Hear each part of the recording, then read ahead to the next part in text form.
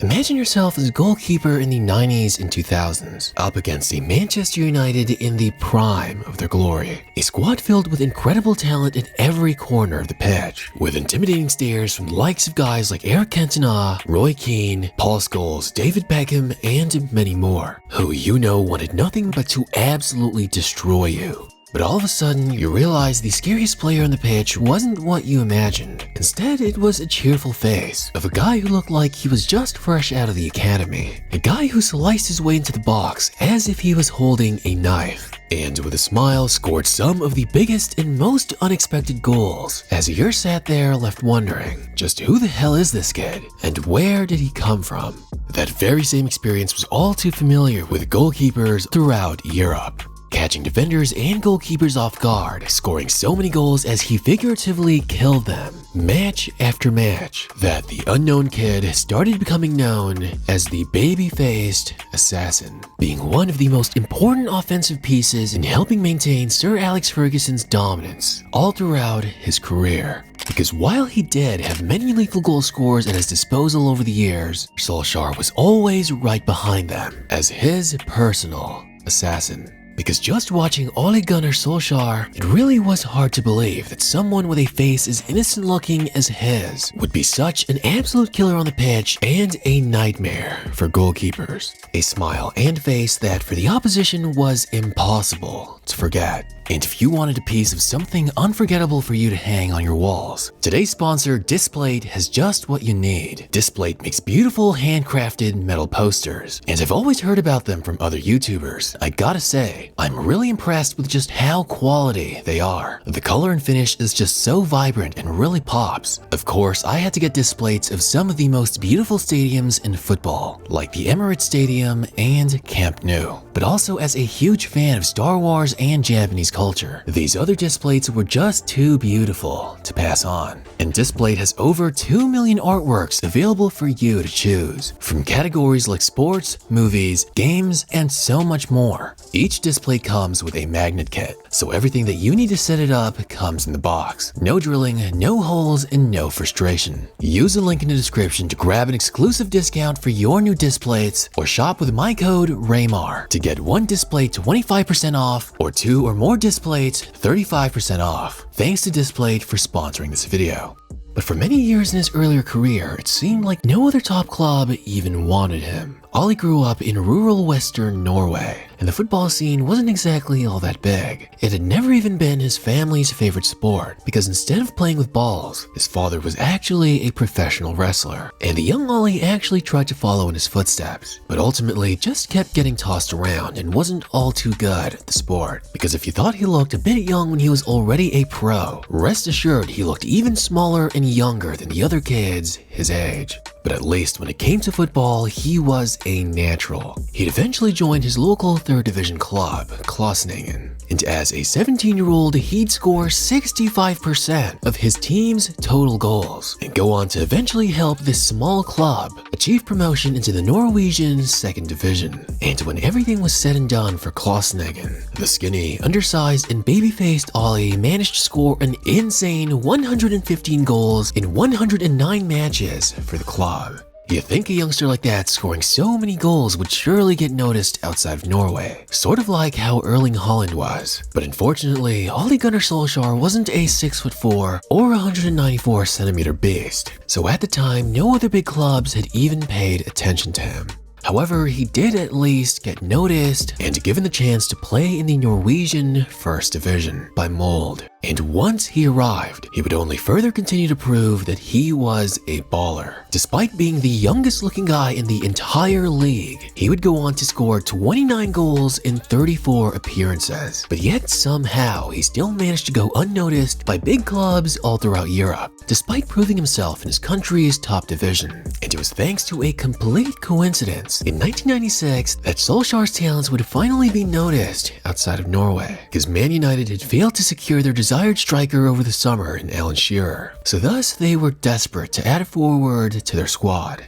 And Solskjaer's manager at Molde, who had only played a brief 3 years in the Premier League, offered him to clubs like Man City and Everton. And by some chance, his name got through to Man United as well. But while other Premier League clubs didn't want to take the risk of signing an unknown striker from a smaller league, Sir Alex Ferguson, with all his intuition, decided to pull the trigger and give him a chance. And thus, Manchester United's only forward signing of the season would turn out to be one of the best bargains the club would ever make. And from the very moment he stepped onto the pitch, it would only take the unknown Norwegian signing a mere 360 seconds to score his first goal and make his presence known not only to the Man United fans, but to every opposing club in England. In just his very first season in the Premier League, the babyface striker would continue to shock absolutely everyone, ending with 22 goal contributions in 33 appearances, becoming Man United's top goal scorer for all competitions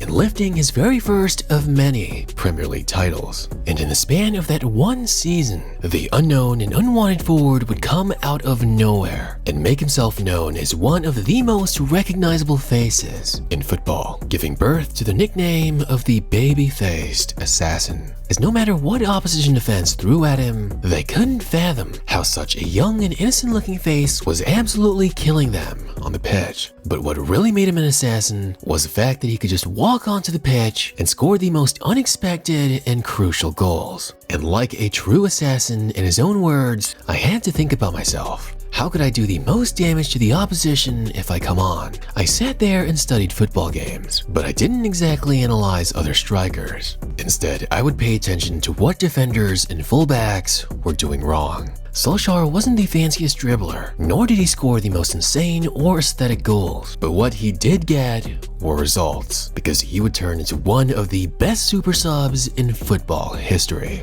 Time and time again, it seemed like he would always be put on into late match situations where, like a true assassin, he would deal the final blow. He was also one of the best finishers the Premier League had ever seen, because once he had the ball inside the box, he didn't miss. But he wasn't just an assassin in terms of goal scoring. No. Despite how he looked, Solskjaer was out for blood, and if needed, would actually go and try to assassinate someone on the pitch. Because in his second year with United, as the season was coming to a close and the title race between Man United and Arsenal was ever so tight, United needed every possible point they could get. And just as they were certainly about to get scored on and drop 3 points to Newcastle, Solskjaer would run all the way up and blatantly assassinate Rob Lee to prevent the goal. They say looks can be deceiving, because Ole Gunnar Solskjaer was definitely about that action. And on his third season with United, he would only further continue to solidify himself as nothing less of an assassin. He would have 21 goal contributions in 37 matches, which might not seem like anything insane. But those goals he scored, however, were goals only a hitman of his caliber could pull off, as he would be an absolutely invaluable piece in United winning their iconic 1998-99 treble, as in the FA Cup in a fierce match against their bitter rivals Liverpool. In the 88th minute, the babyface assassin would come out of nowhere and kill Liverpool's hopes with a dagger of a goal into the bottom corner, keeping them alive in the tournament long enough to go all the way and win it all. There was also a match that season where he would go on to score 4 goals in 12 minutes off the bench. Yeah, that's right, off the bench. Because no matter how much they've seen him score, defenders and goalkeepers still couldn't believe their eyes when he just kept on scoring the most unexpected goals. But easily the biggest assassination victim of his career was Bayern Munich in the 1999 Champions League final. Because after an insanely hard-fought match, Sir Alex Ferguson would put his baby-faced personal hitman on in the 81st minute, where he would go and score the game-winning goal in the 92nd minute, securing the Champions League trophy and helping crown United with the very first treble win of any Premier League side in history.